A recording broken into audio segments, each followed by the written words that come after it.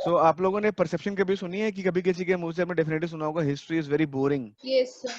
Yes, Most sir, of यही the सुना time. Yes, है sir. mostly. सुना है? The कोई most बात नहीं। common perspective is the history is most boring. Yes, पहली बात जो हमारे दिमाग में आती है हिस्ट्री। हिस्ट्री जब class fifth six class six में बच्चा जाता है हमारे सीबीएसई पैटर्न के अंदर, जब उसकी एसएसटी की बुक डिवाइड होती है career geography civics and history में, तो उसके दिमाग में परसेप्शन बिठा दिया जाता है कि it's quite boring and you need to have rectification over it. ठीक है, Yes, जैसे sir. कि पीयूष ने मुझे बताया अभी कि हमें रेक्टिफिकेशन करना पड़ेगा, बट डोंट वरी, आपको यहाँ पे जब मैं हिस्ट्री पढ़ा रहा हूँ, हिस्ट्री पढ़ाऊंगा जब, आपको ये बिल्कुल इंटरेस्टिंग लगेगी, क्योंकि हिस्ट्री तब आपको बोरिंग लगेगी जब आप इसको किसी भी सेक्शन से रैंडमली पिकअप कर लोगे। रैंडमली पिकअप करने का मतलब कि एकदम से मन आया चलो यार आज आर्यंस को पढ़ लेते हैं, आज मुगल्स को पढ़ लेते हैं, नहीं। जब तक हिस्ट्री में कनेक्टिविटी नहीं आएगी, याद रखिएगा, मैं फिर से बात बता रहा हूँ, रिपीट कर रहा हूँ, ये कुछ पॉइंट्स में डाल रहा हूँ, उसको अपने अपने अपने प्लीज नोटपैड पे लिख लीजिएगा। जब तक आप हिस्ट्री को कनेक्टिविटी के साथ नहीं पढ़ेंगे तब तक आप यूपीएससी के क्वेश्चंस को सॉल्व नहीं कर सकते, be it prelims be it mains examination. और हमारे यूपीएससी एग्जाम में एक बहुत कमाल की बात ये होती है कि हमें अपना एक कॉन्टेक्स्ट, जो सपोज करिए कि हिस्ट्री का कोई कॉन्टेक्स्ट है, उसको हम मल्टीपल स्पेस में यूज कर सकते हैं और ये सब्जेक्ट में इंटरचेंज होता है। लाइक फॉर एग्जांपल, जैसे हिस्ट्री के बारे में एक बहुत जनरल सी बात मैं अक्सर कहा करता हूँ कि अगर आपके ऊपर विमेन एम्पावरमेंट का कोई आपको ऐसे दे दिया गया या आंसर लिखने को दे दिया गया, तो अगर आप उसकी बिगिनिंग करेंगे तो बिगिनिंग जो है विमेन की जो सोसाइटल स्टेटस था, उसका जो डिटेरियोरेशन है वो स्टार्ट होता है आपका लेटर आर्यन पीरियड से। ठीक है, the second phase of Aryan age के। ठीक है, अगर आप इसको यहाँ से पिकअप करके लिखेंगे, लाइक गार्गी कॉलेज सुना है किसी ने? गार्गी, दिल्ली यूनिवर्सिटी के अंदर Gargi college. Yes, sir. Who was Gargi and Yajnavalkya? It was an episode which had occurred in the second part of the Vedic age, Aryan age का सेकंड, जो लेटर वैदिक एज था उसके अंदर होता है। और वहां से देखा जाता है कि यज्ञवाल्क्य और गार्गी दोनों जो स्कॉलर्स थे, जो scholar seer and scholar says थे, उनमें उनमें आपस में झगड़ा हो जाता है, ईगो टकराते हैं, और अल्टीमेटली क्या होता है कि जो यज्ञवाल्क्य थे, because he was a male part, and वो जो है डोमिनेट कर जाते हैं सीयर के ऊपर, और वहां से देखा जाता है कि जो विमेन के जो सोशल राइट्स हैं वो डिक्लाइन होना शुरू हो जाते हैं। सो आपको ये चीज तब पता रहेगी जब आपने एंशिएंट इंडिया पढ़ी होगी, फाइन। और जब आप एंशिएंट इंडिया पढ़ के अपना पेपर दे रहे होंगे, अब जब आप अच्छे से पढ़ के अपने पढ़ा पेपर दे रहे होगे, आपके पास कई सारे इंस्टेंसेस होंगे जो कि आप अपने एसे में, आपकी आंसर राइटिंग में कोट कर सकते हो। और याद रखिएगा, इस तरह की कोटेशन से आपके मार्क्स बहुत ज्यादा बढ़ते हैं, और हमारे लिए हर एक मार्क्स बहुत ज्यादा इंपॉर्टेंट है। Every marks counts in the UPSC. एक मार्क्स अगर आपका नीचे चला जाएगा तो आपकी 20 रैंक फिसल जाती है। तो आइए, ये मेरा एक बेसिक इंट्रोडक्शन था। अब हम लोग एक हिस्ट्री का इंट्रोडक्शन लेते हैं, उसके बाद we will directly jump into the main syllabus. Okay, so just wait a minute. आप लोगों को पीपीटी दिख रही है? दिखनी शुरू हो गई? Yes, sir. Yes, sir. Okay guys, so let's start. So guys, आज हम लोग बात करने वाले हैं हिस्ट्री की, और हिस्ट्री में जब हम बात करेंगे, हम लोग टोटलिटी में हिस्ट्री का पूरा मॉड्यूल लेंगे। तो अगर हम हिस्ट्री की बाइफिकेशन करते हैं यूपीएससी के लिए, तो हम हमारे पास 6 मॉड्यूल निकल के आते हैं। हालांकि जो यूपीएससी का सिलेबस है इसको 6 मॉड्यूल में डिवाइड नहीं करता, बट हम लोग जो है इसको 6 मॉड्यूल में डिवाइड करते हैं, सो दैट हमारी कन्वीनियंस और बच्चों की कन्वीनियंस के लिए। तो उसमें जो 6 मॉड्यूल्स हैं, कौन कौन से मॉड्यूल्स हैं इसके बारे में बात करेंगे। बट बिफोर दैट, हम लोग इस टोटल प्रेजेंटेशन के अंदर क्या क्या चीज सीखने वाले हैं। हम लोग बात करेंगे कि व्हाट इज हिस्ट्री। जो क्वेश्चन मैंने आपसे पूछा, will try to see what is the answer of this history. ठीक है, I will try to explain history को क्या क्या होता है। देन हम हिस्ट्री क्यों पढ़ते हैं, ये these two questions are very important, fine. Then after, the role of date line in the history. आप सभी लोगों को जो है बीसी और एडी में काफी कंफ्यूजन होगा, जिसको हम क्लैरिफाई करेंगे। उसके बाद एक आता है सीई एंड बीसीई।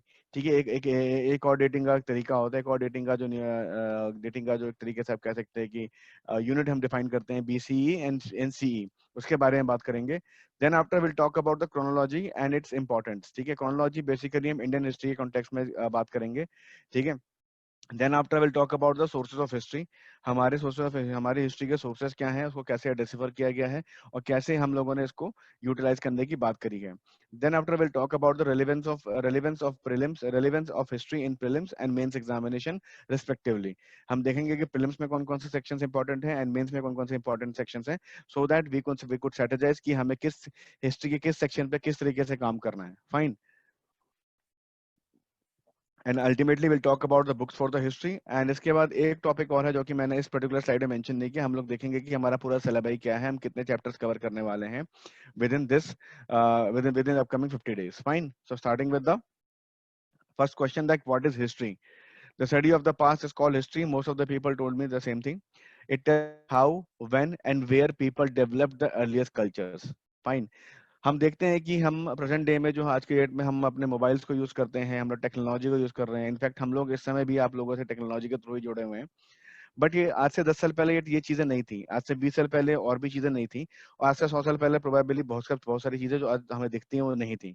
तो बेसिकली ह्यूमन बींग की अगर बात करें तो ह्यूमन बींग जो है, शुरुआत से अगर बात करते हैं फ्रॉम द मेगालिथिक स्ट्रक्चर से बात करते हैं, अर्ली प्री हिस्ट्री से बात करते हैं, तो ह्यूमन बींग वाज जस्ट पहले वो होमो इरेक्टस बना, होमो इरेक्टस के बाद वो होमो सेपियन बना। मैं बायोलॉजिकल एवोल्यूशन की बात कर रहा हूँ यहाँ पे। फाइन। तो जब बायोलॉजिकली जब इवॉल्व हो गया तो सबसे पहले क्या किया वो, at the time of evolution, at the time of homo being homo erectus, or at the time of being homo sapien, he was a food hunter and gatherer. Now why he was food hunter and gatherer, कोई बताएगा? Why he was in the earliest man was food hunter and gatherer? Why he was food hunter and gatherer? Because he did not know how to cultivate. उसे agriculture करने नहीं आती थी। फिर time pass हुआ, थोड़ा सा टाइम आगे चला, उसने देखा कि उसने नए तरीके सीखे, टाइम अपने एक्सपीरियंस से चीजें सीखी, एंड उसको पता चला कि भाई एग्रीकल्चर जैसी कोई चीज होती है। फिर उसने एग्रीकल्चर से काम करना शुरू किया। तो दोनों में डिफरेंस क्या हुआ?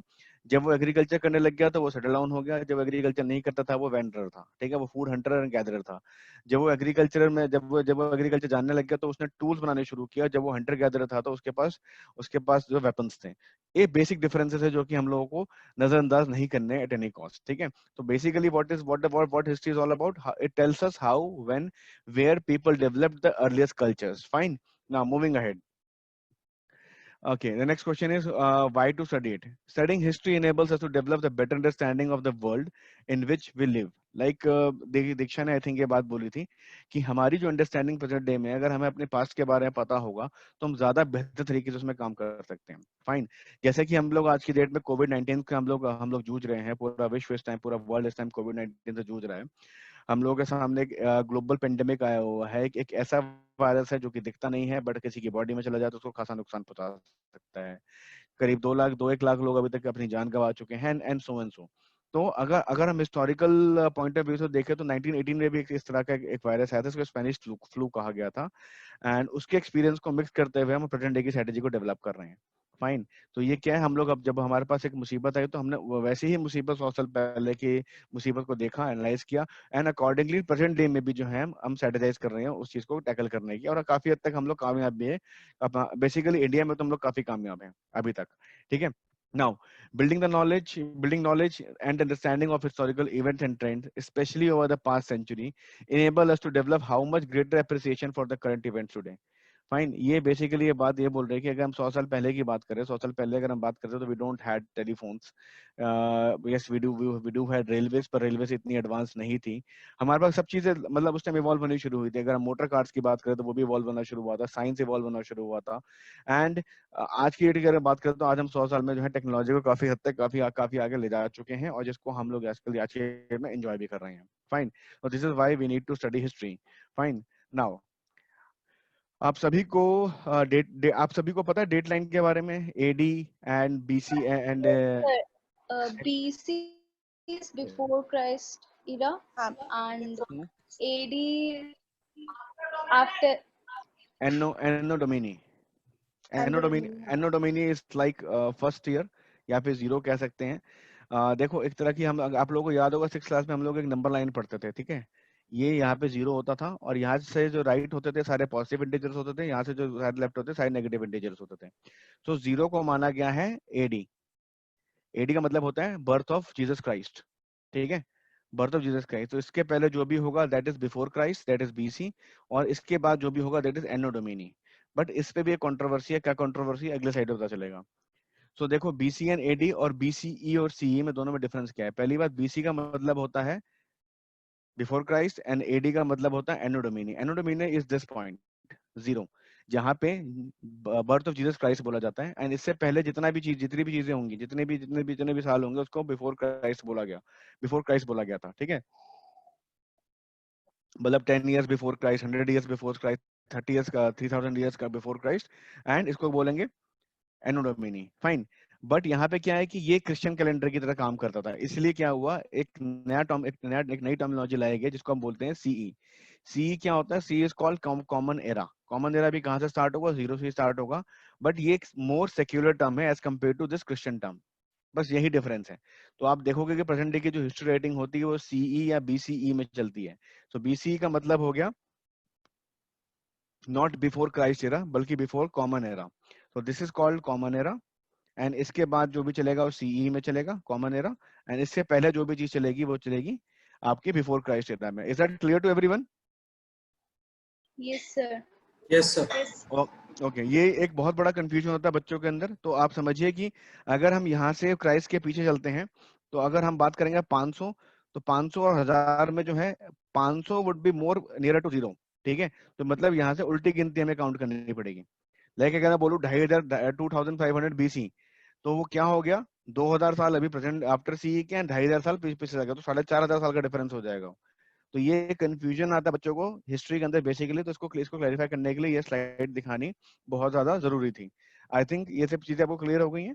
आगे मूव करते हैं ना। अब हम बात करेंगे क्रोनोलॉजी एंड क्रोनोलॉजी क्या होता है, किस ऑर्डर में हिस्ट्री में चीजें अकर हुई।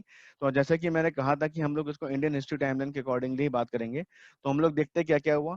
लाइक 30,000 टू 7,000 बीसी, मतलब बिफोर क्राइस्ट, 30,000 साल क्राइस्ट के बर्न होने से 30,000 साल पहले से। और ये जो आपका है 23,000 साल का हो गया। ठीक है, 30,000 बीसी टू 7,000 बीसी के बीच में क्या हुआ, भीम बेटका रॉक शेल्टर्स।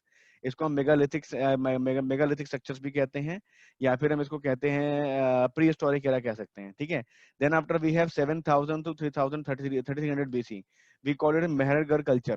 ठीक है, again it's a part of that particular age only, mesolithic, neolithic, chalcolithic age. ठीक है, then we have early Harappan phase that we count between the 3300 to 2600 BC। ये करीब चला आपका 300 प्लस 400 700 साल। Fine, then after this is the time where we call it as mature Harappan culture, 2600 BC to 1700 BC। Then will talk about the late Harappan culture. ठीक है, similarly timeline आगे बढ़ता जाएगा। देखिए क्या क्या चीजें आ रही है। वैदिक एज आ गया, ऋग्वेदिक पीरियड आ गया, लेटर वैदिक एज आ गया। then we will see the rise of Jainism and Buddhism, the two prominent religion which two prominent and the most ancient religion in the world, which originated in India itself। fine, then after जिसके just बाद हम देखते हैं अशोका को पढ़ेंगे। अशोका वगैरह, अशोका तो जा चुके हैं पीछे। इसके बाद हम गुप्तास वगैरह के एज पढ़ेंगे। तो ये आ गया आपका अर्ली मिडेवल पीरियड।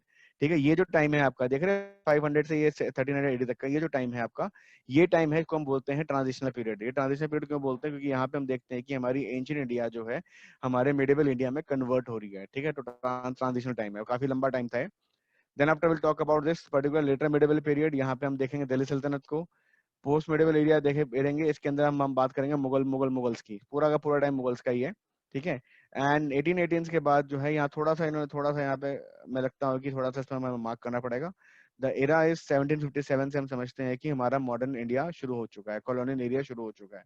क्योंकि 1757 में क्या हुआ था, बैटल ऑफ प्लासी हुई थी। बैटल ऑफ प्लासी में क्या हुआ था, बंगाल, बिहार, उड़ीसा के जो राइट्स है, दीवानी राइट्स हैं और जो बाकी राइट्स हैं, civil justice and political justice के सारे राइट्स जो हैं वो इंडियंस के हाथ से निकल कर, और या फिर हम कह सकते हैं मुगल्स के हाथ से निकल के, या फिर हम कह सकते हैं कि इस्लामिक रूलर्स के हाथ से निकल के यूरोपियंस के पास चले गए थे। Then after 1947 to present this is called as post independence era. ठीक है, पोस्ट इंडिपेंडेंस इंडिया या फिर पोस्ट इंडिपेंडेंस एरा कहते हैं। 1947 15 अगस्त को हम लोगों को इंडिपेंडेंस मिली थी।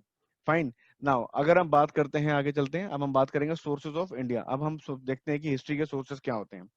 ठीक है, तो हिस्ट्री के सोर्सेज क्या क्या हो सकते हैं, कोई बताएगा? हाँ जी।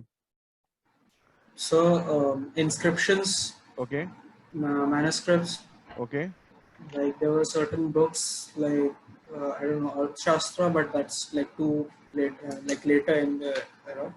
Okay, good enough. Anybody else? Sir, stone tools, ठीक है, bones, fossils. फॉसिल्स। ठीक है, fossils, no not the fossils. ठीक है, ठीक है, दीक्षा बताओ। Poems and novels, something. Novels?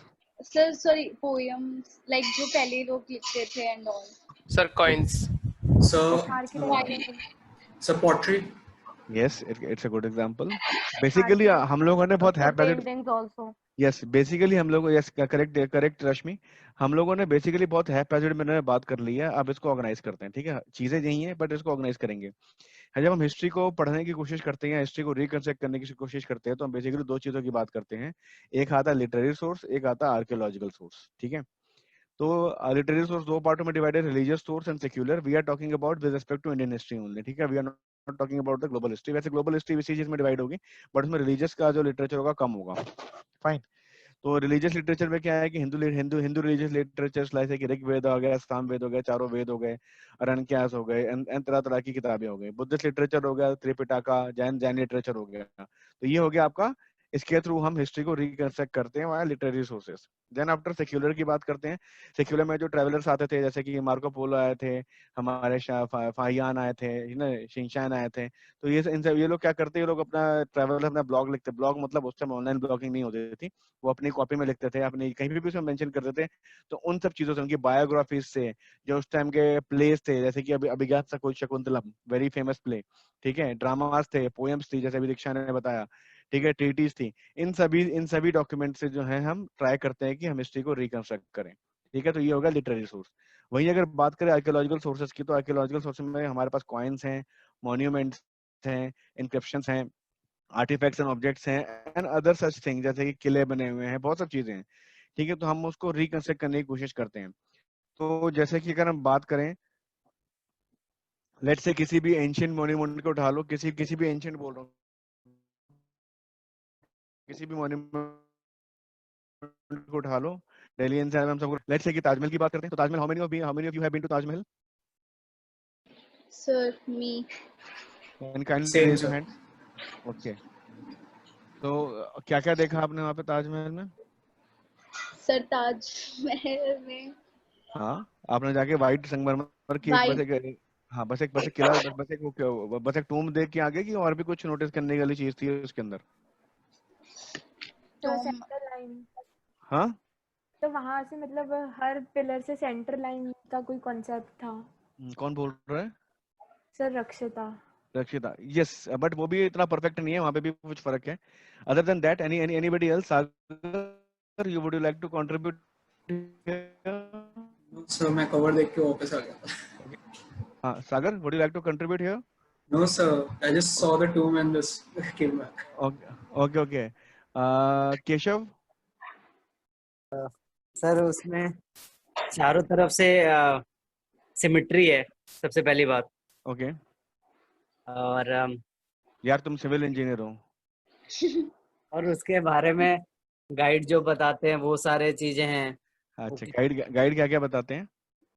Guide तो बताते हैं कि चलिए ओके, चलिए लेट मी एक्सप्लेन यू। ठीक है, हाँ पीयूष, एक मिनट, पीयूष जी आप बताइए क्या कहना चाह रहे हैं? पीयूष, क्या कहना चाह रहे हो आप?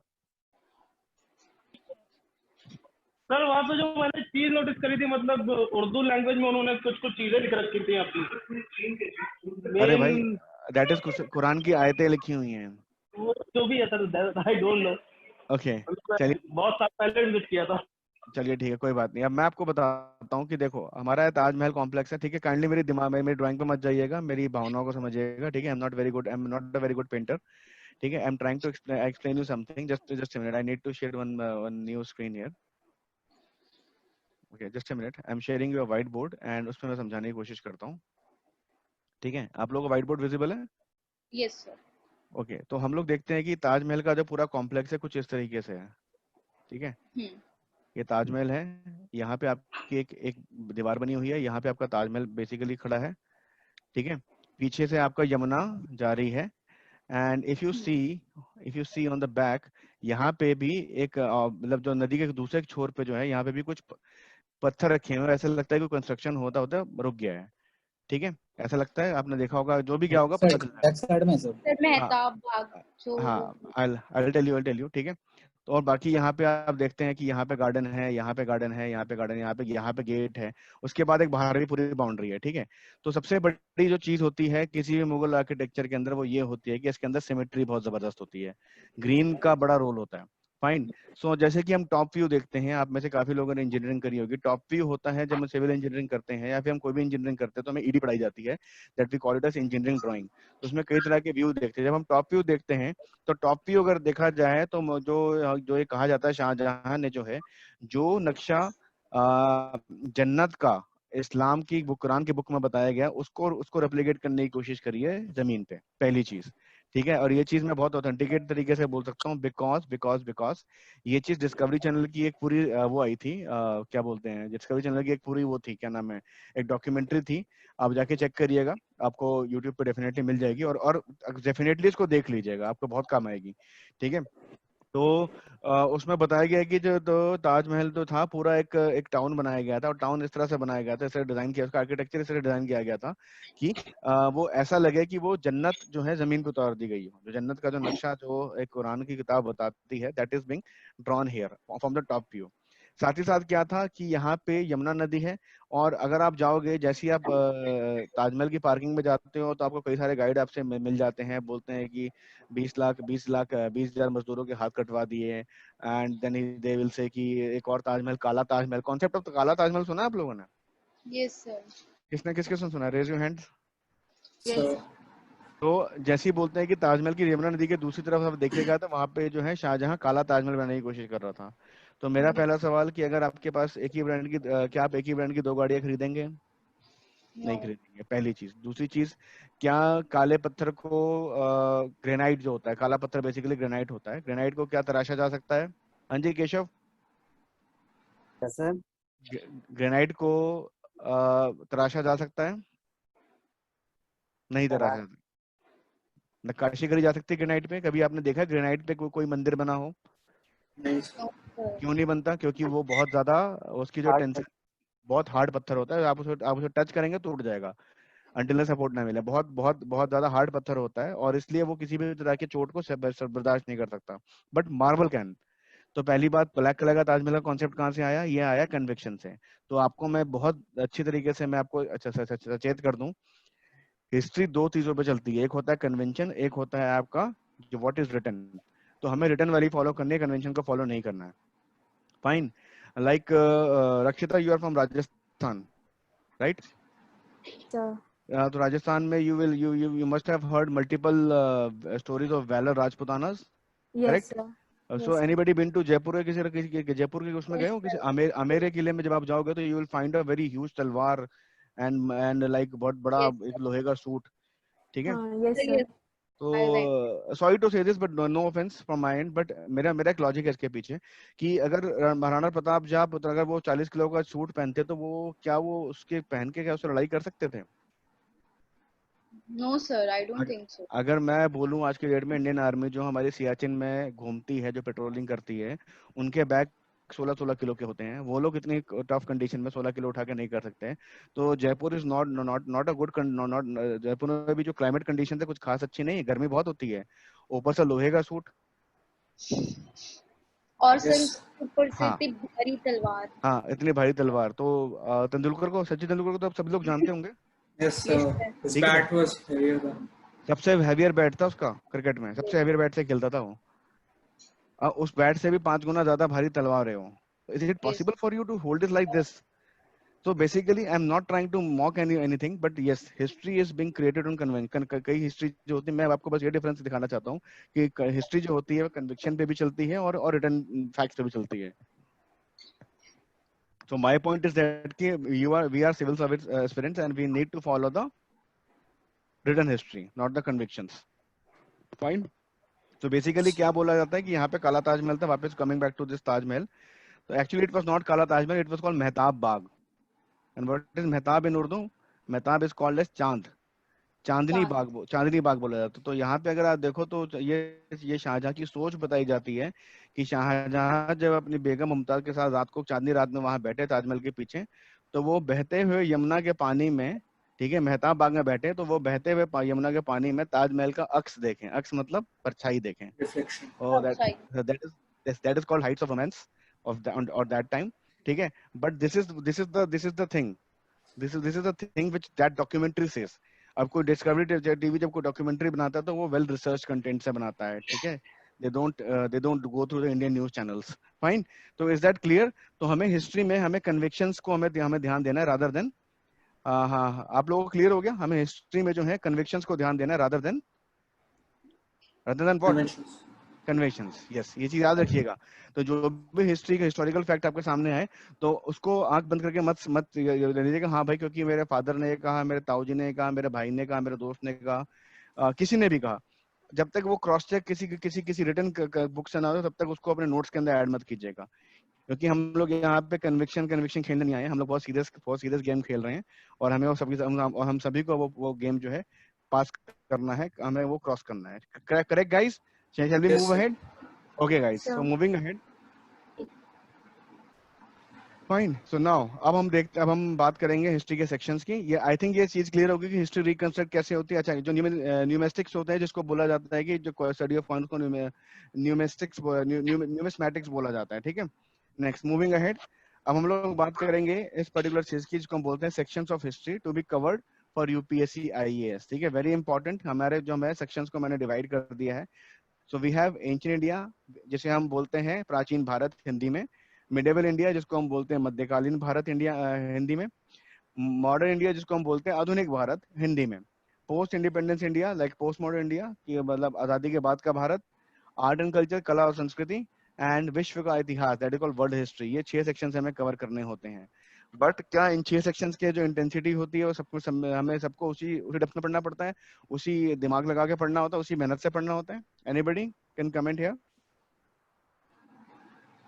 हिस्ट्री के 6 सेक्शन क्या हमें वही मोटी मोटी किताबों से पढ़ना पड़ेगा लेथार्जिक तरीके से, या फिर हम इसमें कोई चीजें हम इसमें स्ट्रेटेजिकली टैकल कर सकते हैं? चलिए मैं ही बताता हूँ। हम लोग इसमें स्ट्रेटेजिकली चीजें को टैकल कर सकते हैं, ठीक है। सो इसमें आता है, सबसे पहले हम बात करते हैं प्रीलिम्स में हमारे पास कौन कौन से सेक्शंस आते हैं। प्रीलिम्स में हमें पढ़ना, प्रीलिम्स में जो हमारे क्वेश्चंस आएंगे ancient India, medieval India, modern India and art and culture से आएंगे। 4 सेक्शंस आएंगे, ठीक है। और इन चारों में जो सबसे ज्यादा इंपॉर्टेंट है, इन 6 में जो 6 के 6 सेक्शन मैंने पीछे बताए, सबसे ज्यादा इंपॉर्टेंट है वो ये 2 सेक्शंस हैं, ठीक है। इन दोनों सेक्शन में किसी भी तरह की ढिलाई जो है आपके मार्क्स पे बहुत सीरियस फर्क डाल सकती है। हम लोग एंशिएंट इंडिया को थोड़ा हल्के तरीके से पढ़ सकते हैं। हल्के तरीके से मतलब पढ़ना तो सारा ही पड़ता है, बट हमें किस तरीके से पढ़ना है, किस तरह से यूज करना, दैट इज द स्किल, जो कि हम इस 50 अगले आने वाले जो 50-60 दिनों के अंदर जब तक हम हिस्ट्री पढ़ रहे हैं हम इसको सीखेंगे, समझेंगे, ठीक है। मूविंग अहेड, मेंस में कौन कौन सी चीजें आती हैं? Modern India, post modern India, art and culture and world history. Correct guys? आप देखोगे मॉडर्न इंडिया यहाँ पे भी है, आर्ट एंड कल्चर यहाँ पे भी है। That means modern India and the art and culture वो सेक्शन है आपका हिस्ट्री का जो कि आपका प्रीलिम्स में भी है, जो कि आपका मेंस एग्जामिनेशन में भी है, ठीक है। तो हमें उसमें जो है ज्यादा ध्यान देना ही देना है, क्योंकि इस पे हमसे ऑब्जेक्टिव क्वेश्चन भी पूछे जाएंगे, इस पे हमसे ऑब्जेक्टिव क्वेश्चन भी पूछे जाएंगे। फाइन, तो ये आपका प्रीलिम्स एंड मेंस का बाइफिकेशन हो गया। नाउ अब देखते हैं कौन कौन सी बुक्स को हम पढ़ सकते हैं। वी हैव एंशिएंट इंडिया, इसमें हम कौन कौन सी बुक्स को हम रेफर कर सकते हैं? We have NCERTs, R S Sharma and our note would suffice, के बाहर जाने की जरूरत नहीं है। मिडेवल इंडिया में हम सतीश चंद्रा एनसीईआरटी को रेफर कर सकते हैं, but our notes again will suffice. Modern India, NCERT Rajiv Ahir and again our notes, ठीक है। इसके अंदर मैं आप लोगों को बोलूंगा, मॉडर्न इंडिया के अंदर आप लोग अगर पॉसिबल हो तो राजीव वहीर को रेफर कर लीजिएगा for facts and everything else. Fine, वैसे हमारे नोट्स में भी काफी चीजें बिल्कुल बहुत अच्छे से बना के दिया गया, बट मैंने ये देखा है, ट्रेंड देखा है कि राजीव वहीर से वी हैव डायरेक्ट क्वेश्चंस, तो हमें इस पे थोड़ा ध्यान एक्स्ट्रा देना पड़ेगा, इस पे हमें डबल मेहनत करनी ही पड़ेगी। Modern India, fine. Post modern India कहीं जाने की जरूरत नहीं है, हमारे नोट्स। आर्ट एंड कल्चर में नितिन सिंघानिया है एंड आवर नोट्स, आप हमारे नोट से भी पूरा कवर कर सकते हैं, नो प्रॉब्लम एट ऑल, कहीं भी कोई बुक उठाने की जरूरत नहीं पड़ेगी। For world history we have Jain and Mathur, NCERT and again our notes, ठीक है। हमारे नोट्स सेल्फ सफिशिएंट है, आपको पूरा हिस्ट्री सेक्शन कराने के लिए आपको बाहर जाने की जरूरत नहीं है। बस एक बुक एक्स्ट्रा रिकमेंड कर रहा हूँ, that is Rajiv Ahir from Spectrum publication, वो आप लोगों के पास होनी चाहिए, अगर नहीं है तो आप लोग प्लीज इसे ऑर्डर कर लीजिए, ठीक है। छोटी सी बुक है बट बहुत इफेक्टिव है, ठीक है। नाउ मूविंग अहेड, सर हाँ बताइए कौन बात कर रहे हैं? सर सागर। ये सागर, टेल मी। सर मेरे पास मॉडर्न इंडिया की बिपिन चंद्रा की बुक है, छोड़ दो छोड़ दो, नेशनलिस्ट पॉइंट ऑफ व्यू से नहीं है वो मार्क्सिस्ट पॉइंट ऑफ व्यू से है, तो वो हमारे काम की नहीं है। जनरली ये चीज रेकमेंड करी जाती है, यूट्यूब पे कई जगह पे रेकमेंड कर दी जाती है, क्योंकि लोगों को करेक्ट नॉलेज नहीं होती है। मैंने बिपिन चंद्रा ही पढ़ी हुई है, मैंने केशव रेड्डी पढ़ी हुई है, मैंने Tariq sir I Mohammad have पढ़ी स्पेक्ट्रम, आपने लास्ट टाइम है। रिकमेंड की थी, हम पढ़ चुके हैं मॉडर्न हिस्ट्री जो कि पहले भी। Yes kindly mute your mics, ठीक है। आगे चलते हैं। अब हम लोग बात करने जा रहे हैं अपने एंशिएंट हिस्ट्री में हम कौन कौन से टॉपिक्स को कवर करने वाले हैं, और मैं यहीं आपको जो है पूरे हिस्ट्री का जो है पूरे सिलेबस का एक ओवरव्यू प्रोवाइड कर दूंगा, ताकि आगे जब हम सिलेबस को कवर करें तो आपके पास पूरी क्रोनोलॉजी होनी चाहिए कि किस सेक्शन से किस सेक्शन तक आप मूव कर रहे हैं, और इनके बीच में जो ट्रांजिशनल चीजें होती हैं वो क्या क्या चीजें होती हैं। तो स्टार्टिंग विद द, हम लोग सबसे पहले पढ़ेंगे इंट्रोडक्शन ऑफ एंशिएंट इंडिया। इसके अंदर हम बात करेंगे कि हम एंशिएंट इंडिया क्यों पढ़ रहे हैं, उसके हमारे क्या आउटपुट मिलेंगे। देन आफ्टर जो हमारा जो पहला मेन चैप्टर होगा that is called pre historic culture. इसमें से डायरेक्टली प्री में क्वेश्चंस देखे गए हैं। Pre historic cultures, pre history basically history के उस टाइम को पीरियड कहा जाता है कि उसके एविडेंस हैं, बट वो एविडेंस अभी तक डिसिफर नहीं हुए हैं। फाइन, ठीक है। तो प्री हिस्टोरिक कल्चर्स को हम पढ़ेंगे। इसके अंदर हम 3 तरह की एज पढ़ते हैं। हम पेलियोलिथिक एज पढ़ते हैं, हम मेसोलिथिक एज पढ़ते हैं, हम नियोलिथिक एज पढ़ते हैं। उसके बाद आती है chalcolithic age. Chalcolithic age basically हम इंडस वैली सिविलाइजेशन को चैल्कोलिथिक एज में डाल भी सकते हैं और नहीं भी डाल सकते हैं। इस पे कंट्रोवर्सी है बिटवीन द राइटर्स, बट अगर आप डाल भी लेंगे तब भी कोई दिक्कत नहीं, नहीं डालेंगे तब भी कोई दिक्कत नहीं है। ठीक है, तो यहाँ पे हमारी 3 एजेस हैं। कौन सी है? पेलियोलिथिक एज है हमारे पास मेसोलिथिक एज है, हमारे पास नियोलिथिक एज है। काइंडली मेरी राइटिंग मत जाइएगा, भावनाओं को समझिए। Okay, then after will talk about Indus valley civilization को पढ़ेंगे। इंडस वैली सिविलाइजेशन में देखेंगे कि कैसे हम लोग सेटल डाउन हो गए, कैसे हम लोग सिविल इंजीनियरिंग में आगे बढ़ गए, कैसे टेक्नोलॉजी आगे बढ़ गई, क्या क्या चीजें हुई, कॉन्सेप्ट ऑफ गॉड कहाँ से आया, ये सब चीजों के बारे में बात करें। आप लोग सुन पा रहे हैं मेरे को? Yes, sir. Okay, sorry for the interruption. Fine, हम लोग एंशिएंट हिस्ट्री को पढ़ रहे थे। मैं कहाँ पे मेरी बात कट गई थी, बताएंगे थोड़ा सा आप? सर इंडस वैली सिविलाइजेशन का ओके, बताएं। इंडस वैली सिविलाइजेशन से हम फिर से शुरुआत कर देते हैं, ठीक है। तो इंडस वैली सिविलाइजेशन की बात कर रहे थे कि कैसे हमारी सिविल इंजीनियरिंग बनी, कैसे जो ह्यूमन रेस से सेटल होनी शुरू होगी, कैसे कॉन्सेप्ट ऑफ गॉड आया, क्या उसकी एक्सटेंट थी, क्या डिक्लाइन के बारे में बात करी जाती है, इन सब चीजों के बारे में बात करेंगे। तो that is called Indus valley civilization, जिसको हम हड़प्पा या फिर गगड़ आगरा सिविलाइजेशन भी कहते हैं। फाइन, इसका टाइमलाइन होगा करीब 2500 से, आप मान लीजिए 2500 बीसी से 1700 बीसी के आसपास इनका टाइमलाइन रहता है, जो मैच्योर वाला रहता है। ठीक है, फिर जो है हमारे हिस्टोरियंस जो है, अपने माइक म्यूट कर लीजिए प्लीज। हमारे जो हिस्टोरियन है, इन दोनों के बीच का जो एक ट्रांजिशन पीरियड है, इसको अभी तक डेसिफर नहीं कर पाए हैं या उसको अभी रिकंस्ट्रक्ट नहीं कर पाए हैं। तो जिस दिन रिकंस्ट्रक्ट कर देंगे आप लोगों का सिलेबस बढ़ जाएगा। तो मेरी आप लोगों से यही सलाह है कि आप उस रिकंस्ट्रक्शन से पहले पेपर क्वालिफाई कर लें। फाइन, देन आता है वैदिक कल्चर। वैदिक कल्चर में हम बात करेंगे वैदिक कल्चर 2 पार्ट में डिवाइड है, अर्ली वैदिक एंड लेटर वैदिक। ठीक है, यहाँ पे हम देखेंगे, यहाँ पे जो कॉन्सेप्ट ऑफ गॉड जो है पूरा सामने आ जाएंगे, सारे कई तरह के भगवानों का जो जो हिंदू हिंदू हिंदू हिंदू हिंदू जो लोग फॉलो करते हैं उन सारे भगवानों का नाम आने शुरू हो जाएंगे। सोसाइटी ट्रांसफॉर्म होना शुरू हो जाएगी, पॉलिटिकल सभाएं लगनी शुरू हो जाएंगी, कंसेप्ट ये सब चीजें आनी शुरू हो जाएंगी। ठीक है, इसी के बाद हम इसी के अंदर पढ़ेंगे महाजनपद को। ठीक है, महाजनपद को पढ़ेंगे। पहले देखेंगे ट्राइबल्स, पहले छोटे छोटे, पहले क्या हुआ था, पहले हम देखिए स्क्रीन पे। पहले छोटे छोटे ट्राइबल, पहले क्या हुआ, छोटे छोटे ट्राइब ग्रुप आपस में मतलब अपनी जगह पर रहते थे। फिर क्या हुआ, चारों ट्राइब ग्रुप मुड़के जो है इन्होंने एक जनपद बना लिया। ठीक है, 4 ट्राइब बन गए, इन्होंने जनपद बना लिया। फिर 4 ट्राइब और ग्रुप साइड में थे। ठीक है, ये एक जनपद है, ये एक जनपद है, फिर ये दोनों जनपद जो है आपस में मिल गए, तो ये बन गया महाजनपद। ठीक है, 16 तरह के महाजनपद थे, उनके बारे में हम बात करेंगे लेटर वैदिक के बाद। ठीक है, लेटर वैदिक के बाद महाजनपद के बारे में बात करेंगे। हम बात करेंगे इसके अंदर पाटलिपुत्र की बात करेंगे, हम इसके अंदर अवंती की बात करेंगे, श्रावस्ती की बात करेंगे। ठीक है, इन सारे तमाम जगहों की बात करेंगे जो कि हम लोग 16 बड़े बड़े महाजनपद से उनके बारे में बात करेंगे। ठीक है, फिर हम देखेंगे कि जैनिज्म बुद्धिज्म कैसे आएगा। अच्छा, लेटर वैदिक और अर्ली वैदिक में जो कंसेप्ट है वो आ जाएगा, वर्ण सिस्टम इसी में इंट्रोड्यूस हो जाएगा। वर्ण सिस्टम मतलब ब्राह्मण क्षत्रिय वैश्य शूद्र वाला सिस्टम इसी में इम्प्लीमेंट हो जाएगा। ठीक है, तो ये चीज भी हम यहीं पे देख लेंगे। ठीक है, ये चीज भी हम यहीं पे देख लेंगे।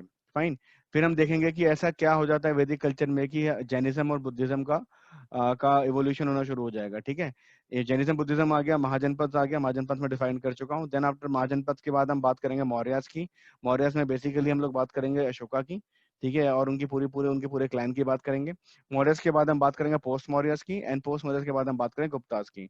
इसके अंदर 2-3 चीज, एक चैप्टर जो होता है जिसको हम बोलते हैं संगम लिटरेचर, संगम एज जिसको बोलते हैं। संगम एज को मैंने वॉलंटरली यहाँ से हटाया है सिलेबस से, और क्यों हटाया उसके पीछे रीजन ये है कि जब आप संगम एज पढ़ लेंगे तो बाकी हिस्ट्री आप नहीं पढ़ पाएंगे।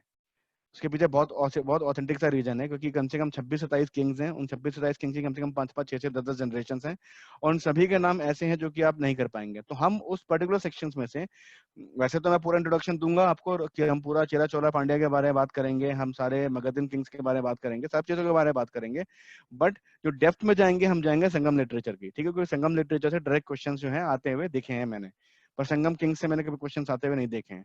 तो इसलिए हम संगम लिटरेचर की बात करेंगे, संगम एज में सिर्फ संगम लिटरेचर की बात करेंगे, जो गुप्ता एज के बाद आएगा। गुप्ता एज को जो है भारतीय हिस्ट्री का गोल्डन एज भी कहा जाता है। गोल्डन एज इसलिए कहा जाता है कि उस टाइम पे भारत की जो इकोनॉमी थी वो वर्ल्ड की इकोनॉमी से भी बहुत ज्यादा थी। फाइन, सोने के सिक्के उस टाइम पे हमारे कंट्री में चला करते थे, तो that was called Gupta age. ठीक है, तो ये सारा चीजें हम पढ़ेंगे अपनी एंशिएंट हिस्ट्री के अंदर। फिर आता है हमारा मिडेवल इंडिया। मिडेवल इंडिया जो है बेसिकली एक ट्रांजिशनल फेज से निकलेगा, 750 से 1200 एडी का जो टाइम रहेगा, ये टाइम इसको बोला जाएगा, हम इसको बोलेंगे हम ट्रांजिशनल फेज। इसी में हम संगम एज को पढ़ लेंगे, इसी में हम जो है चेरा चोला पांड्या के बीच में जो झगड़े थे, जो कलेश थे, उसके बारे में पढ़ लेंगे। इसी तरह से हम देख लेंगे कि किस तरह से जो है इस्लामिक रूल इंडिया में आना शुरू होता है। 995 एडी में जो है सबसे पहले देखा जाता है कि महमूद ऑफ गजनी जो है इंडिया में आता है from the western coast, from the western borders, and he plundered Somnath temple. 17 बार वो टेम्पल को सब प्लंडर करता है। देन आफ्टर उसकी अगले क्लैंस आते चले जाते हैं। फिर हम देखते हैं 1191 में जो है मोहम्मद गौरी वर्सेस पृथ्वीराज चौहान का फाइट होता है। अगेन ये बैटल चली जाएगी राजस्थान के अंदर, तो ये सब चीजें इसके अंदर रहेंगी। ठीक है, तो 1192 जिससे बोलते हैं कि वो एक टर्निंग पॉइंट है इंडियन हिस्ट्री के अंदर। यहाँ पे देखा जाता है कि मोहम्मद गौरी जो है बैटल जीत जाते हैं, पृथ्वीराज चौहान जी को जो है एग्जीक्यूट कर दिया जाता है, और मोहम्मद गौरी वापस चले जाते हैं फरगना अपने, मतलब वापस अपने मिडिल एशिया चले जाते हैं, और यहाँ पे छोड़ जाते हैं कुतुबुद्दीन ऐबक को। कुतुबुद्दीन ऐबक जो थे उनके गुलाम थे, मिलिट्री कमांडर थे, और वो स्टैब्लिश करते हैं दिल्ली सल्तनत को। दिल्ली सल्तनत मतलब Delhi, the Kings of Delhi. तो दिल्ली सल्तनत के अंदर हम क्या पढ़ेंगे? हम पढ़ेंगे ममलूक डायनेस्टी। ममलूक डायनेस्टी का मतलब होता है गुलाम वंश। Then after will talk about the Khilji dynasty, जिसके अंदर मलाउद्दीन खिलजी एंड जलालुद्दीन खिलजी की बात करेंगे। Then after will talk about the Lodhis, then Sayyids and then Khijids, नहीं खिजिड्स एंड देन सैयद। ये क्रोनोलॉजी रहेगी। ये करीब 1200 से लेके 1526 तक जो है, मतलब 1200 से लेके 1526, करीब 326 साल जो है ये दिल्ली सल्तनत वाला हिसाब किताब चलेगा। फाइन। इसके अंदर हम जो दिल्ली सल्तनत है इसके अंदर कई तरह के किंग्स को पढ़ेंगे। इसके अंदर हम कुतुबुद्दीन ऐबक को पढ़ेंगे, इसके अंदर इल्तुतमिश को पढ़ेंगे, रजिया सुल्तान को पढ़ेंगे, गयासुद्दीन बलबन को पढ़ेंगे, अलाउद्दीन खिलजी, जलालुद्दीन खिलजी, ठीक है, देन मोहम्मद बिन तुगलक, ठीक है, सिकंदर शाह लोधी, इन सभी लोगों को पढ़ेंगे इसके अंदर। ठीक है, उसके बाद आता है मुगल किंग्स। मुगल किंग्स का आपको पता ही है कि बाबर से शुरुआत होती है, बाबर, हुमायूं, देन अकबर। ठीक है, बाबर, इन सारे मुगल किंग्स को बेसिकली मैं डिवाइड करता हूँ, दो तरह के किंग्स को डिवाइड करता हूँ। एक होते हैं आपके अर्ली मुगल्स, या फिर जिसे बोलते हैं माइटी मुगल्स या रॉयल मुगल्स, और दूसरा आएगा आपका लेटर मुगल्स या फिर लेसर मुगल्स। अर्ली मुगल्स कहाँ तक रहेंगे? औरंगजेब तक जो है, 1707 तक, प्रिसाइजली 1707 में औरंगजेब की डेथ होती है, तब तक हम बोलते हैं अर्ली मुगल्स। और 1707 के बाद जो भी किंग्स आए मुगल्स के, उनको बोलते हैं लेटर मुगल्स। तो ये जो आपका चलेगा 1526 से लेके 1857 तक चलेगा। ठीक है, 1857 तक चलेगा, जब बहादुर शाह जफर टू जो है दिल्ली के रिवोल्ट में पार्ट ले लेते हैं, उसके बाद उनको भगा दिया जाता है यहाँ से। ठीक है, तो ये पूरा टाइम चलेगा मुगल्स का। मुगल्स का एडमिनिस्ट्रेशन हम अलग तरीके से पढ़ेंगे, जैसे इनकी जागीरदारी सिस्टम था, इनका इनका इनका एक और सिस्टम बड़ा अच्छा, इनका पर्दा प्रथा था, इनका जिले इलाही था, इनका जो इनके नवरत्न थे उनको पढ़ेंगे, और इसके अंदर एक बड़ा अच्छा सिस्टम मनसबदारी सिस्टम, यस मनसबदारी सिस्टम पढ़ेंगे। ये सब चीजें हम पढ़ेंगे मुगल एडमिनिस्ट्रेशन के अंदर। Then after will talk about later Mughals. अच्छा, एक और चीज ध्यान देने वाली है, 1526 में बाबर आए, बट 1498 में कौन आया था, कोई बता सकता है? Sir Britishers, Vasco da Gama, Portuguese. हाँ वही बात। पोर्टुगीज आ चुके थे, बट पोर्टुगीज आके अपना जो है कॉमरिन, केप कॉमरिन, या हम कह सकते हैं कि गोवा में जो है अपना हिसाब किताब सेट करना बैठ चुके, कालीकट से गोवा के बीच में बैठ चुके थे। एंड थैंक्स हुआ है तो हमारे पास गोवा जैसी जगह है इंडिया में। फाइन। अपार्ट फ्रॉम दैट कि 1600 के आसपास क्या होता है, 1600 के आसपास जो है हम देखते हैं कि यूरोपियंस इंडिया में आना एंटर करना शुरू करते हैं 1595 से प्रिसाइजली।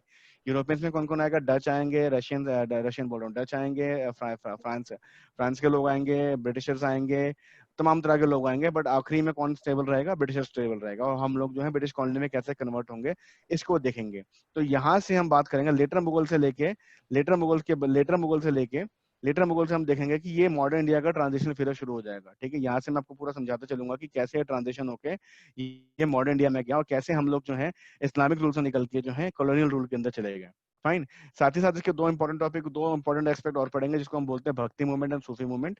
ठीक है, इसमें से डायरेक्ट क्वेश्चन हम लोगों ने देखे मेंस में भी, प्रीलिम्स में भी, तो ये भी हम पढ़ेंगे बहुत अच्छे से, बहुत डायरेक्टली इसके अंदर पढ़ेंगे। Is that clear to you guys? Ancient India, medieval India clear है? आगे बढ़े? Yes sir. Yes, sir. Any questions? Okay guys, तो मूविंग अहेड, अब हम बात करेंगे मॉडर्न इंडिया की। ठीक है, मॉडर्न इंडिया में जैसे कि मैंने आपको बताया था, कमिंग अप ऑफ यूरोपियन, पहले यूरोपियन कब आया इंडिया में? 1498, वास्को ड गामा। ठीक है, ठीक है। उसके बाद हम पढ़ेंगे, उसके बाद एक टॉपिक पढ़ेंगे decline of Mughals and emergence of regional powers. Mughal decline. अच्छा, हिस्ट्री में एक और बात याद रखना, एक बड़ा अच्छा, मैं दो दो कंसेप्ट बता रहा हूँ, इसको कभी जिंदगी में मत भूलना कि हिस्ट्री में क्या होगा, जब कोई बड़ा साम्राज्य टूटेगा, डिसइंटीग्रेट होगा, तो छोटे छोटे कई सारे राज्य निकल आएंगे। ठीक है, चाहे मुगल्स हो, चाहे दिल्ली सल्तनत हो, चाहे आपका अशोका हो, चाहे गुप्तास हो, चाहे संगम हो। ठीक है, जब भी ऐसा हुआ है, जब भी कोई बड़ा साम्राज्य टूटा है, तो छोटे छोटे कई सारे सॉवरेन स्टेट निकल आए हैं। ठीक है, एक चीज ये याद रखने की है। दूसरी चीज जो हमें याद रखने की चीज है, दैट इज कॉल्ड जमा एंड मका। जमा का मतलब किस जमाने में हुआ, किस टाइमलाइन में हुआ, और मका मतलब किस जगह पर हुआ। तो जमा और मका अगर आप याद रखते हैं तो आपको ये चीज याद रहेगी कि आपको हिस्ट्री को रिकॉल करने में बड़ा ही कंफर्टेबल हो जाओगे। क्योंकि जो बच्चे अक्सर शिकायत करते हैं कि सर डेट याद नहीं होती है, तो डेट याद तो थोड़ी बहुत तो करनी पड़ेगी यार, इसके अंदर कोई ऑप्शन नहीं है अपने पास। ठीक है, तो वो तो हमें करना पड़ेगा। ठीक है, फिर हम देखेंगे डिक्लाइन, मुगल्स का डिक्लाइन कैसे होता है और रीजनल पावर्स का उत्थान कैसे होता है। तो ये थ्योरी जो है इस पे बेस्ड है, इस वाली थ्योरी पे बेस्ड है। फाइन। जब भी कोई बड़ा साम्राज्य टूटेगा, क्योंकि हम अगर बात करते हैं मुगल साम्राज्य की, तो यार ये प्रेजेंट डे अफगानिस्तान से लेके आपका भूटान के पास तक, कवरिंग कश्मीर से लेके आपका नीचे तमिलनाडु तक, ये पूरा जो था, पूरा एरिया जो था, ये मुगल्स के अंडर आता था। और जैसे मुगल्स गिरना शुरू हुए 1707 के बाद, बेसिकली मुगल्स के गिरने के पीछे कई सारे रीजन थे। उसमें से एक रीजन ये भी था कि औरंगजेब की जो पॉलिसीज थी बहुत ज्यादा स्टर्न थी, बहुत ज्यादा ऑर्थोडॉक्स थी। उसकी वजह से भी लोग काफी परेशान हो गए थे। बट एट द एंड धीरे धीरे करके डिक्लाइन हुआ। और ये लोग इतने बड़े थे कि इनको गिरने में भी 150 साल लग गए। लाइक 1707 से 1857, एग्जैक्टली 150 साल लग गए इनको गिरने में। ये इतने इतने बड़े थे। ठीक है, फिर हम बात करेंगे कि जब डिक्लाइन हो गया, रीजनल पावर्स आ गई, फिर ब्रिटिशर्स ने कैसे एक्सपैंड करना शुरू किया अपने आप को। तो यहाँ पे हम कई तरह की वॉर्स पढ़ेंगे, जैसे कि Anglo French war, Anglo Mysore war, Anglo Maratha war, Anglo Sikh war, Anglo Afghan war. Anglo का मतलब होता है ब्रिटिशर्स। ठीक है, ब्रिटिश ब्रिटिश अफगान वॉर, इन सब चीजों को पढ़ेंगे। फिर हम एक टॉपिक उठाएंगे, इकोनॉमिक इम्पैक्ट क्या रहा ब्रिटिशर्स का इंडिया के अंदर। ठीक है, इसमें हम थ्योरी पढ़ते हैं ड्रेन ऑफ वेल्थ की, जिसको हम बोलते हैं Dadabhai Naoroji, the great grand old man of India, उनकी थ्योरी को पढ़ेंगे। हम इकोनॉमिक इम्पैक्ट को पढ़ेंगे, कई सारे और भी लोगों ने थ्योरीज दी थी, उन सबको पढ़ेंगे।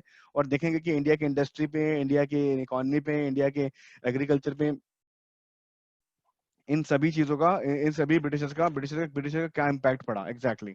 ठीक है,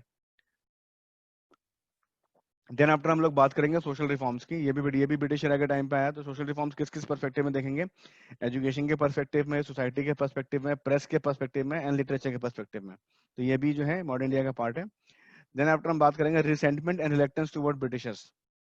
ठीक है, हम देखेंगे कि अब लोग परेशान होना शुरू हो चुके हैं, तो लोग जो है रिलेक्टेंस देना शुरू कर चुके हैं, उनकी पॉलिसीज को रिलेक्टेंस देना शुरू, क्योंकि ब्रिटिशर्स ने कभी इंडिया को अपना देश समझा ही नहीं। जो भी चीजें यहाँ प्रोड्यूस होती थी वो एक्सपोर्ट कर देते थे सीधा मैनचेस्टर, यूएस में, या यूके में, सॉरी।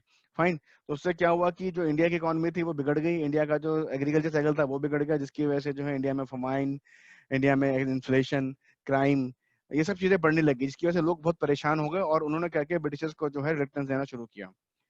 फाइनली जब रिटर्न्स हो चुका है, देन हम पढ़ेंगे इंडियन नेशनलिज्म को। इसके अंदर हम पढ़ेंगे कांग्रेस को, इसके अंदर पढ़ेंगे हम तमाम तरह की पार्टीज को। हम पढ़ेंगे कांग्रेस की फॉर्मेशन को, कांग्रेस में नरम Dal, Garam Dal, then after this Bengal partition, Swadeshi movement, and NCM, national non cooperation movement, then अपना खिलाफत आंदोलन, इन सभी चीजों को पढ़ेंगे हम इंडियन नेशनलिज्म के अंदर।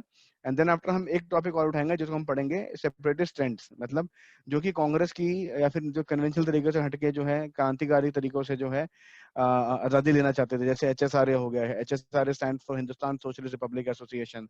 दैट मींस भगत सिंह वाली, जो भगत सिंह की जो वो थी, जो पार्टी थी। विल टॉक अबाउट गदर वाला, will talk about Udham Singh. इन सब लोगों के बारे में हम यहाँ पे बात करेंगे। So guys, modern India clear है? मॉडर्न इंडिया किस तरह चलने वाला है? Yes, sir. Yes, sir. Okay okay, now moving ahead. जब हम मॉडर्न इंडिया खत्म होता है तो हम लोग कहाँ पे आते हैं? हम आते हैं पोस्ट मॉडर्न हिस्ट्री के अंदर। इसके अंदर हम लोग 6 फेजेस में बात करेंगे, बट इसका फेज 7 भी मैंने तैयार कर दिया, तो हम उसको भी इंक्लूड कर लेंगे। दैट इज 2020 सन 2000 से 2010 के बीच का जो है वो वाला फेज भी तैयार कर दिया गया है। तो इसमें हम देखेंगे 1947 से 1950 के बीच में इंडिया में क्या क्या बड़े बड़े इवेंट हुए। जैसे कि इंडिया आजाद हुआ, पहली वॉर हुई, हम लोगों ने जो है कॉन्स्टिट्यूशन को अपनाया, ये सब चीजें इसके अंदर। गांधी जी की डेथ हुई, पार्टीशन हुआ, सबसे बड़ा जो है माइग्रेशन हुआ इंडिया टू पाकिस्तान और पाकिस्तान टू इंडिया, 2 नेशन बन के आए। ठीक है, वो सब चीजें पढ़ेंगे इसके अंदर। 1951 से 60 के बीच में हम पढ़ेंगे नेहरू एरा को पढ़ेंगे, जिसके अंदर हम बात करेंगे चाइना के युद्ध के बैकग्राउंड को देख सकते हैं इसके अंदर हम। इसके अंदर फर्स्ट जनरल इलेक्शन को देख सकते हैं हम। देखेंगे कि हम एग्रीकल्चर में कैसे बढ़े, फर्स्ट 5 ईयर प्लान्स को देख लेंगे इसके अंदर। 1961 से 70 के बीच में हम Indo China war, Indo Pakistan war, दो प्रोमिनेंट चीजें हैं। Lal Bahadur Shastri ji as a prime minister हैं। हम ग्रीन रिवोल्यूशन की बात देख सकते हैं इसके अंदर, हम इसके अंदर और भी तमाम तरह की चीजें देख सकते हैं। 1971 से 80 के बीच में हम देखेंगे स्माइलिंग बुद्धा, द इंडिया का पहला परमाणु परीक्षण। हम लोग देखेंगे इसके अंदर इमरजेंसी की बात करेंगे, हम लोग थर्ड फ्रंट की गवर्नमेंट की बात करेंगे, मास्टरलाइजेशन की बात करेंगे, ठीक है, एस्टैब्लिशमेंट ऑफ मारुति उद्योग की बात करेंगे। ये सारी चीजें हम करेंगे इस टाइम के बीच में 1970। अच्छा, यहाँ पे हम लोगों ने व्हाइट रेवोल्यूशन की बात करी है, green revolution, white revolution, that is called national dairy development board की स्थापना हुई थी। वर्गीस कुरियन का वाला जो एपिसोड है, अमूल की स्थापना करी गई थी, वो सब बारे बात करेंगे इसके अंदर। फाइन।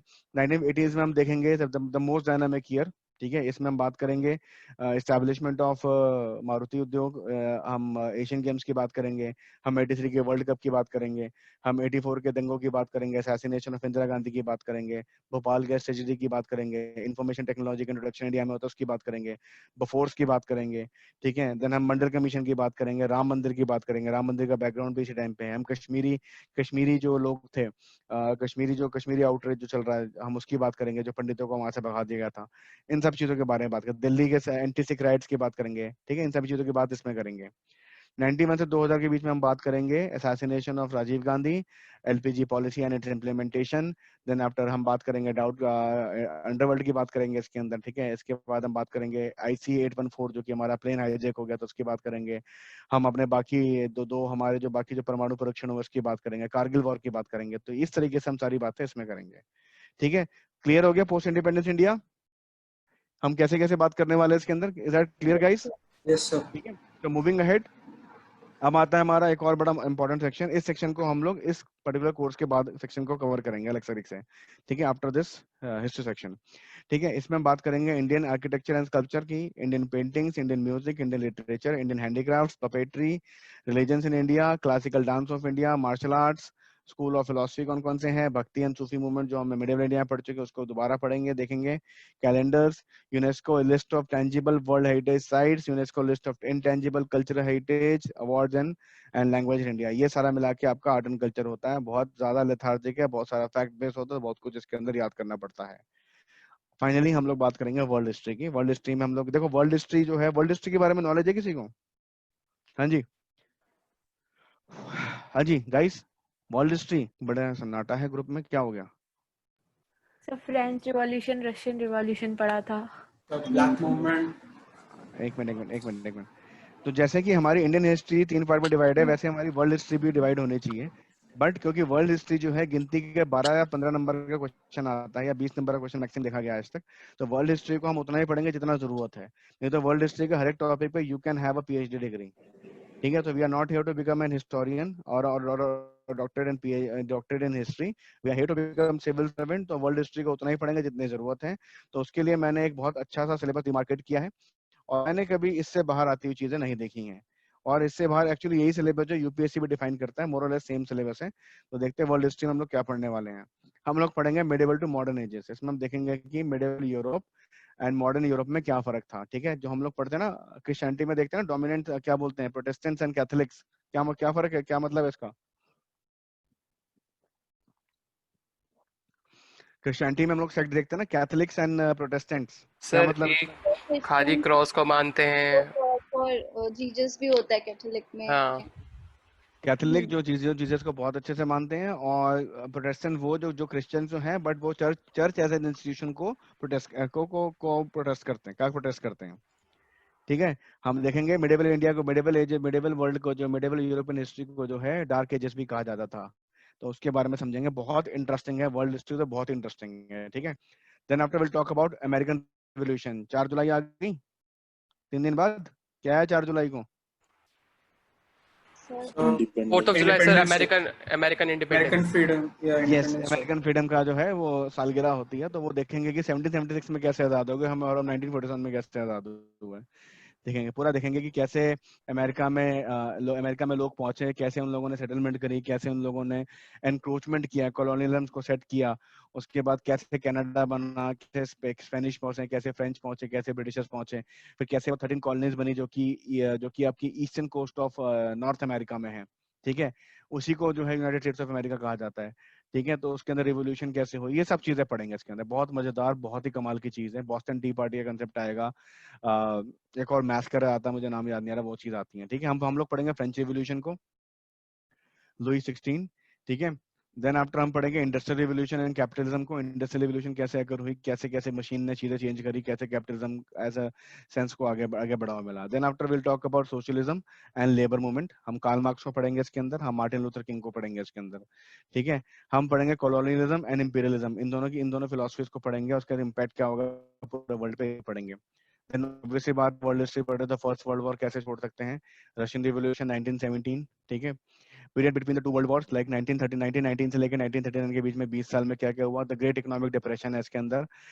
ठीक है, देखो उसको पढ़ेंगे। सेकंड वर्ल्ड वॉर पढ़ेंगे, कोल्ड वॉर पढ़ेंगे एंड डीकोलोनाइजेशन पढ़ेंगे। कोल्ड वॉर इन दोनों के जस्ट बीच में हम पढ़ेंगे यूएन को पढ़ेंगे, यूनाइटेड नेशंस को पढ़ेंगे।